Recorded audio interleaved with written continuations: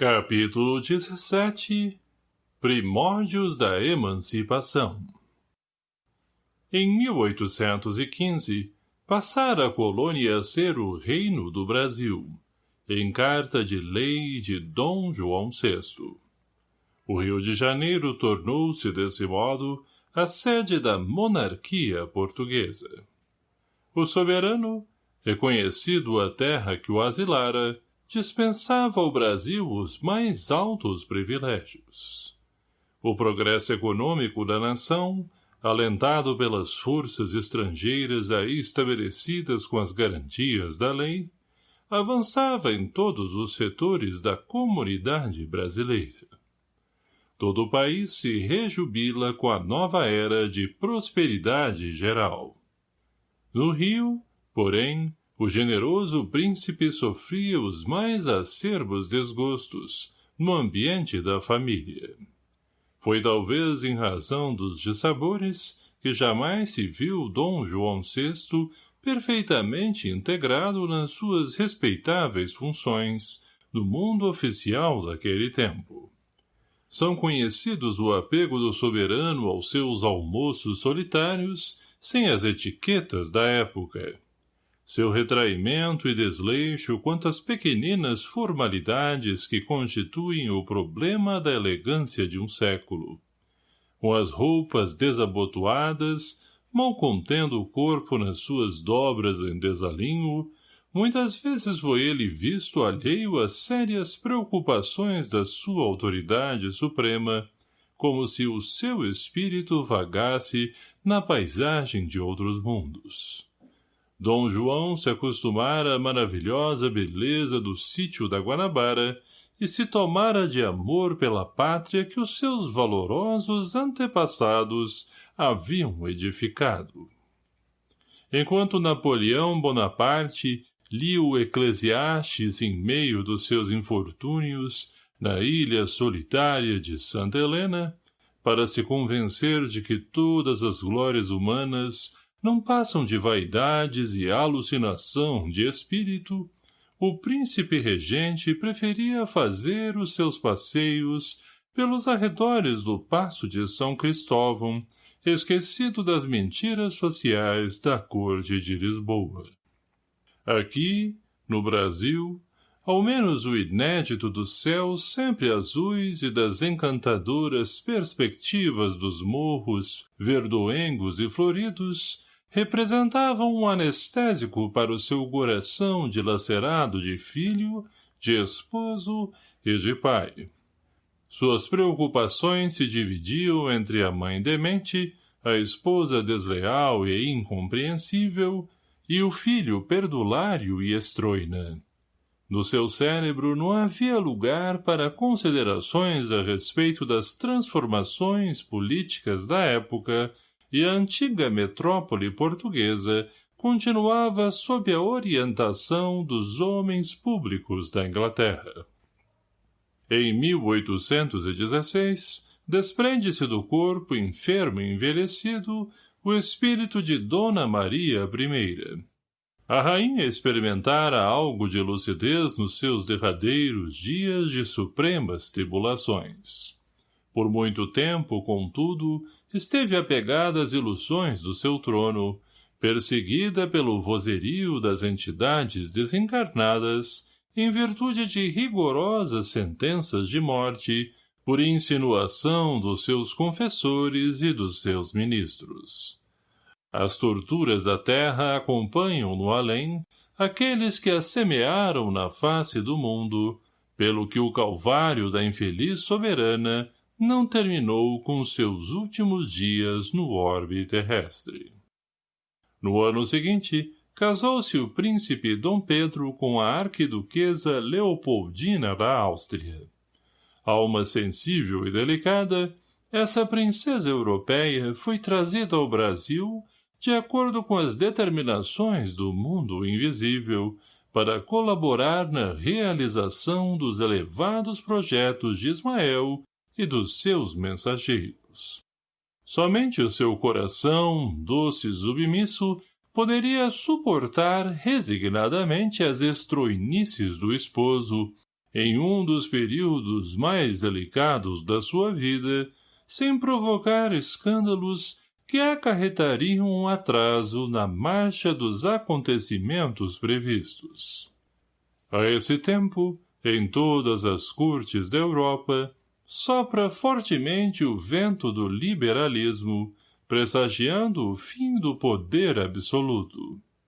A República Francesa havia desferido tremendos golpes em todos os preconceitos do sangue e da autoridade. As constituições moldadas na célebre Declaração dos Direitos do Homem e do Cidadão surgiam em todos os países, dando ensejo à renovação das liberdades políticas. Depois da morte de Dona Maria I, Portugal não se resigna à situação de subalternidade a que o conduzira a caprichosa vontade de Dom João VI, perseverando em permanecer no Brasil, e prepara todos os elementos para a insurreição contra a ditadura despótica de Beresford, em cujas mãos inábeis de administrador se encontrava o poder.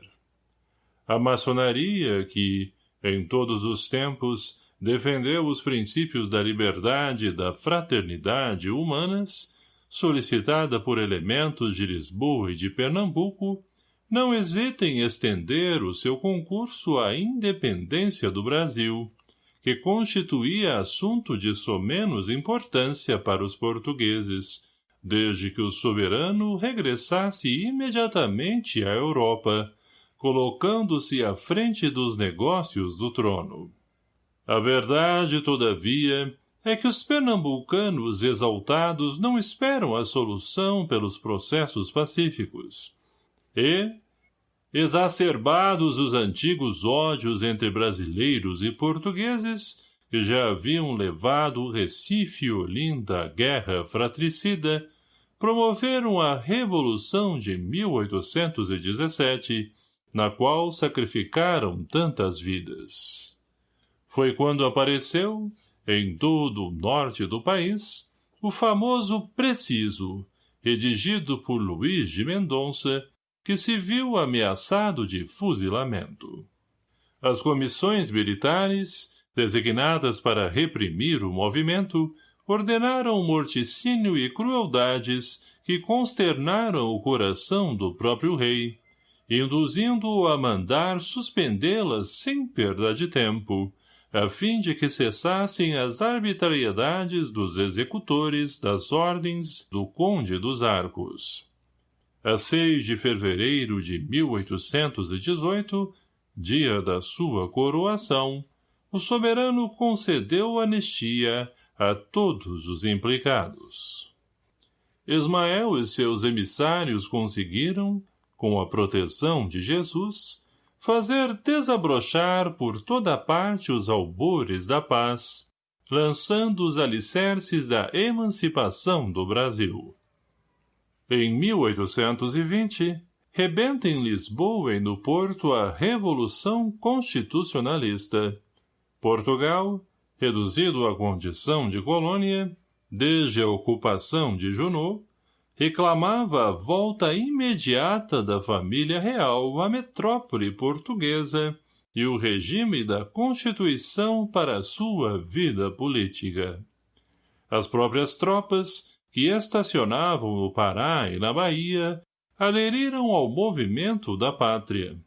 Dom João VI busca procrastinar as suas decisões. Promete enviar o príncipe Dom Pedro para examinar a situação, mas todos ou quase todos os portugueses do Brasil protestam contra as atitudes tergiversantes do monarca. As tropas, aderindo ao movimento do reino, se reúnem no Largo do Rócio. O momento era dos mais delicados. Os colaboradores invisíveis, no entanto, desdobram suas atividades conciliadoras junto de todos os elementos políticos presentes na cidade, e Dom Pedro, depois de algumas combinações necessárias e rápidas, corre ao paço de São Cristóvão, de onde traz um decreto antidatado, com a assinatura do soberano, declarando que aceita e mandará cumprir a Constituição da Junta Revolucionária de Lisboa. Os militares e a população entregam-se então às mais ruidosas manifestações de alegria. Girândolas e bandeiras celebram, nas ruas cariocas, o acontecimento. Entram, porém, em jogo os interesses de Portugal e do Brasil. A 7 de março de 1821, Dom João VI torna conhecida a sua resolução de regressar a Lisboa. Logo, os favoritos da sua corte lhe insinuam a supressão de todas as liberdades que ele havia outorgado à pátria do Evangelho, mas a mentalidade brasileira protesta pela voz dos seus homens mais eminentes. O generoso soberano, cujo reinado transcorria num dos períodos mais críticos da história do mundo, foi obrigado a deixar no Brasil o filho como príncipe regente. No momento das despedidas, ele profere a famosa recomendação. Pedro, se o Brasil se separar de Portugal, antes seja para ti, que me respeitarás, do que para algum desses aventureiros. Obrigado por assistir o nosso vídeo. Se você gostou desse vídeo, não esqueça de curtir, se inscrever no canal e compartilhar com seus amigos e conhecidos. Se você tiver alguma sugestão de obra espírita, não esqueça de comentar aqui para que possamos avaliar a possibilidade da leitura.